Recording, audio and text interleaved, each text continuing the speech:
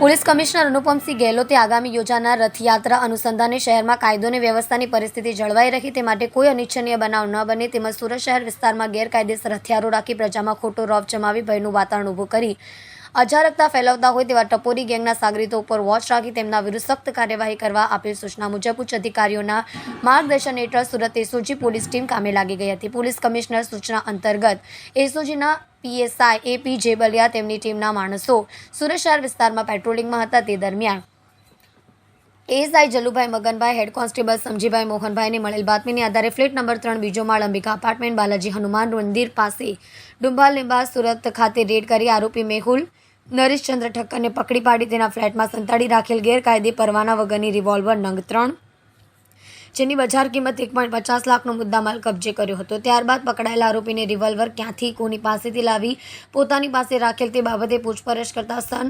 1993માં તેના માતા પિતાજી સાથે મુંબઈ વિરાર પુરુષોત્તમ પારેખ માર્ગ્યુની અપાર્ટમેન્ટમાં રહેતો હતો ત્યારે દાઉદ ઇબ્રાહિમના માણસોએ મુંબઈ શહેર માર્કેટમાં બોમ્બ બ્લાસ્ટ કરેલ ત્યારે તેના પિતાજીનું અવસાન થયું હતું. આ દરમિયાન મુંબઈમાં કોમી રખમાણો પણ થયા હતા. તેને વિરાર રોડ ઉપરથી કાપડની થેલી મળી હતી. તેમાં 3 રિવોલ્વર હતી જે 3 રિવોલ્વર પોતાના ઘરે લઈ જઈ સંતાડી દીધેલ હતી. ત્યારબાદ 1995માં સુરત રહેવા આવી ગયો હતો ત્યારે સામાનની અંદર સંતાડી રાખેલ 3 રિવોલ્વર પણ આજે સુરત લાવી સંતાડી રાખેલ હોવાની હકીકત જણાવી છે.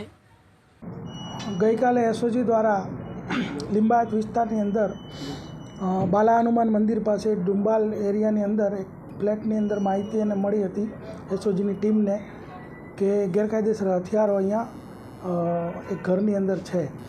અત્યારે રથયાત્રાના આવી રહી છે અને એના અનુસંધાને લો એન્ડ ઓર્ડર મેન્ટેન કરવા માટે થઈ અને સતત અમારી આ ટીમો ગેરકાયદેસર હથિયારો શોધવા પ્રયત્ન કરી રહી હોય છે.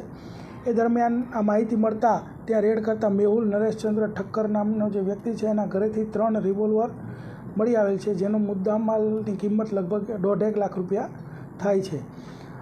આરોપીને પૂછપરછ કરતાં જાણવા મળ્યું છે કે 1993ના જે મુંબઈ બોમ્બ બ્લાસ્ટ થયા હતા તે દરમિયાન આ લોકો ત્યાં મુંબઈ રહેતા હતા અને ત્યારે તેને વિરાર રોડ પરથી એક થેલીમાં 3 હથિયારો મળેલા અને ત્યારબાદ તે 1995થી સુરતમાં આવીને રહે છે.